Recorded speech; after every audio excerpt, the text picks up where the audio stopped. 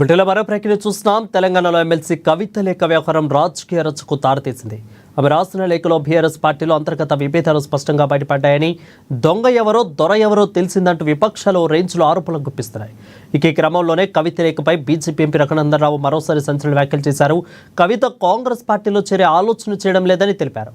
తనకు తానుగా ఓ రాజకీయ శక్తిగా ఎదిగేందుకు ప్రయత్నం చేస్తుందని కామెంట్ చేశారు రఘునందనరావు.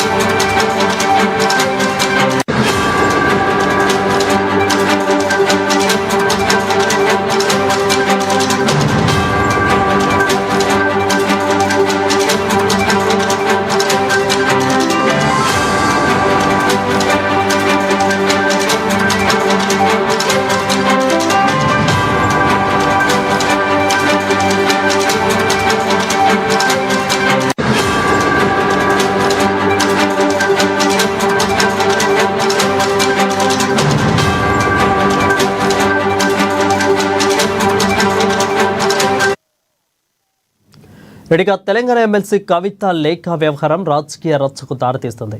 ఆమె రాసిన లేఖలో బీఆర్ఎస్ పార్టీలో అంతర్గత విభేదాలు స్పష్టంగా బయటపడ్డాయని, దొంగ ఎవరో దొర ఎవరో తెలిసిందంటూ విపక్షాలు రేంజ్లో ఆరోపణలు గుప్పిస్తున్నాయి.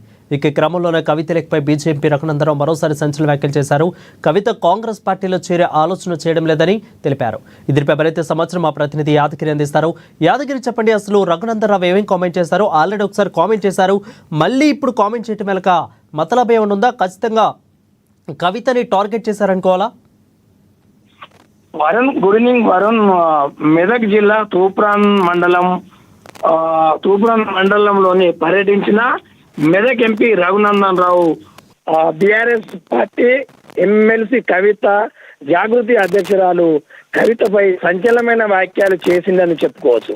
ఆ తూప్రాన్ మండలంలోనే వివిధ కార్యక్రమంలో పాల్గొన్న మెదక్ ఎంపీ రఘునందనరావు ఈ మధ్య కాలంలోనే కవిత బీఆర్ఎస్ పార్టీలో జరుగుతున్న అంతర్గత విషయాలపై, కేసీఆర్ సంబంధించిన ఒక కుటుంబంలో జరుగుతున్న విధానాలపై సంబంధించిన విషయాలపైన కూడా ఎమ్మెల్సీ కవిత బీఆర్ఎస్ పార్టీ అధినేత మాజీ ముఖ్యమంత్రి కేసీఆర్ పైన కవిత ఒక లెటర్ రాసి పార్టీలో జరుగుతున్న విషయాలను ఆమె తెలియజేసే ప్రయత్నం సంబంధించిన ఒక లెటర్ రాసిన విషయము అందరికీ తెలిసిందే.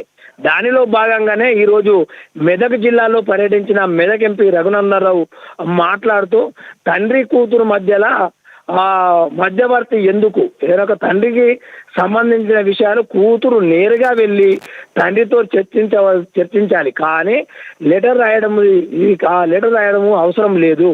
కానీ ఖచ్చితంగా ఆమె బీఆర్ఎస్ పార్టీకి దూరం అవుతుంది. త్వరలోనే జూన్ 2న ఖచ్చితంగా ఆమె ఒక పార్టీ పెడుతుంది, ఆమె కొత్త పార్టీ స్థాపించబోతుందని చెప్పేసి రఘునందనరావు సంచలనమైన వ్యాఖ్యలు చేసిందని కూడా చెప్పుకోవచ్చు. గతంలో ఇదే సేమ్ అన్న చెల్లె మధ్యలో ఆంధ్రప్రదేశ్కు సంబంధించిన వైఎస్ఆర్ పార్టీకి సంబంధించి జగన్మోహన్ రెడ్డి, మాజీ ముఖ్యమంత్రి జగన్మోహన్ రెడ్డి, అలాగే వారి సొంత చెల్లెలైన షర్మిల మధ్యలో ఎలాంటి విభేదాలు ఏర్పడి వాళ్ళు ఎలా దూరం అయ్యారో తెలంగాణలో కూడా బీఆర్ఎస్ పార్టీకి సంబంధించిన మాజీ మంత్రి కేటీఆర్ కేసీఆర్ తనుడు అయిన కేటీఆర్ కవిత మధ్యలో కూడా అదే రకంగా సేమ్ విభేదాలు ఏర్పడ్డాయి.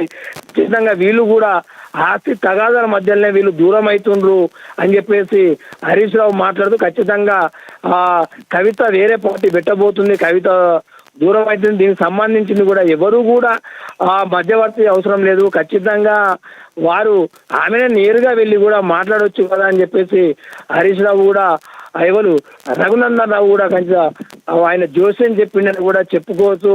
ఆమె బీఆర్ఎస్ పార్టీ అధికారంలో ఉన్నప్పుడు మాత్రము ఎవరు కూడా పార్టీని వదలలేదు, పార్టీకి అందరూ అండగా ఉన్నారు. కానీ బీఆర్ఎస్ పార్టీ ఒక్కసారి ఓడిపోతే మాత్రమే పార్టీకి అందరూ దూరమై ఎవరికి నచ్చిన విధంగా వారు మాట్లాడుతున్నారని చెప్పేసి ఆ రఘునందన్ రావు కూడా ఆ విషయాలను కూడా లేవనెత్తడం జరిగింది. కవిత విషయంలో ఖచ్చితంగా కవిత కొత్త పార్టీ పెట్టే పరిస్థితి లేదు, కొత్త పార్టీ పెడితే ఇప్పుడున్న పరిస్థితిలో కొత్త పార్టీ సక్సెస్ అయ్యే పరిస్థితి లేవు. కాబట్టి ఖచ్చితంగా కవిత మాత్రము అదే పార్టీలో కొనసాగి ఉండే పరిస్థితి ఉంటుందని చెప్పేసి మనకు అంతర్గతంగా తెలిసినప్పటికైనా మాత్రము రఘునందన్ రావు మాత్రం ఖచ్చితంగా ఆమె June 2న పార్టీ పెట్టబోతుందని చెప్పేసి ఈరోజు మెదక్ జిల్లా తూప్రాన్లో పర్యటించిన మెదక్ ఎంపీ రఘునందన్ రావు జోసే చెప్పడం జరిగింది. వరుణ్, రైట్, అది great. Thank you for the updates. Post office అవసరం ఉంటుందని చెప్పి సహకరించిన పోస్టల్ సూపరింటెండెంట్ గారిని ఈ సందర్భంగా అభినందిస్తాం. ఒరిజినల్ సర్పంచ్ గారు మీరు కాబట్టి ఎంపీ చేసినప్పుడు దేవుడు ఎందుకాయే, ఓడిపోయినాక అడ్డదారిలో తీసుకొచ్చి ఎమ్మెల్సీ చేస్తే దేవుడు ఎట్లాయే, దేవుని పక్కన దయ్యాలుంటే 12 ఏళ్ళ నుంచి ఏం చేస్తున్నారు, రాష్ట్ర ప్రజలకు చెప్పాల్సినటువంటి అవసరం ఉంది. ప్రజలు చీమలు పెట్టిన పుట్టలోకి పాములు వచ్చినట్టు 1200 మంది అమరులై తెచ్చుకున్న తెలంగాణ రాష్ట్రంలో వచ్చిన రాష్ట్ర ఫలితాలని ఒక కుటుంబం మాత్రమే అందుకున్నదని రాష్ట్ర ప్రజలు భావించి 10 ఏళ్ల తరువాత మీకు ఒక మంచి గుణపాఠం చెప్పి ఇంట్లో కూర్చోబెడితే మళ్ళీ ఇలా ఒకరి మీద ఒకరు కొట్లాడుకొని ఒకరి మీద ఒకరు తిట్టినట్టు చేసి నేను కొట్టినట్టు చేస్తాను, నువ్వు ఏడ్చినట్టు చేయని టీఆర్ఎస్ వాళ్ళు ఇతర పార్టీలకు పోయేందుకు టీఆర్ఎస్ పార్టీ ఖాళీ అయ్యేటువంటి ప్రయత్నాలు జరుగుతున్న తరుణంలో నాతోటి కొట్లాడితే నా బిడ్డ దగ్గర కొనరి, నా కొడుకుతోటి కొట్లాడితే నా అల్లుని దగ్గర కొనరి అని వాళ్ళే అన్ని గ్రూపుల్ని పెట్టుకొని చేస్తున్నట్టు ఇది ఒక నాటకంలా కనబడుతుంది తప్ప ఇంకొకటి ఏం లేదు. చెప్పాల్సిందే, నిన్నెవరో మధ్యవర్తులు వచ్చిరని ఇలా పేపర్లో చూసినాం. తండ్రికి బిడ్డకు మధ్యలో మధ్యవర్తులు ఎందుకు? నేరుగా మాట్లాడుకోవడానికి ఫోన్ ఉంది, ఫామ్ హౌస్ ఉంది, బిడ్డ వస్తా అంటే నాయన రానిస్తాడు కూడా. ఇవన్నీ కూడా ఈ రాష్ట్రంలో ఉన్నటువంటి సమస్యల్ని పక్కదారి పట్టించి వ్యక్తిగతమైనటువంటి ఎజెండాతోటి వాళ్ళ కుటుంబంలో ఏదో జరుగుతుంది, వాళ్ళే లీడర్లు కావాలనుకొని తండ్రి కొడుకు అల్లుడు వీళ్ళెవరికి నచ్చకపోతే మళ్ళీ కూతురు దగ్గరకు పోయేందుకు ఇంకో కొత్త కుంపటి పెట్టాలన్నట్టు కనబడుతుంది. నాకు అవగాహన ఉన్న కాడికి, నాకు అర్థమవుతున్న కాడికి చెల్లె కవిత ఆల్రెడీ మెంటల్గా ఫిక్స్ అయినట్టున్నది. టీఆర్ఎస్ పార్టీలోకి వెళ్ళి బయటికి పోదామని, సొంత ఏజెండా పెట్టుకుందామని, అక్క షర్మిలక్క చేసినట్టు పాదయాత్ర చేద్దామని, ఓ కొత్త పార్టీ పెట్టుకుందామని ఆమె డిసైడ్ అయినట్టు కనబడుతుంది. తేదీ ముహూర్తం కూడా నాకు అర్థమైన కాడికి బహుశా June 2వ తారీఖున కవితమ్మ కొత్త పార్టీ పెట్టవచ్చు.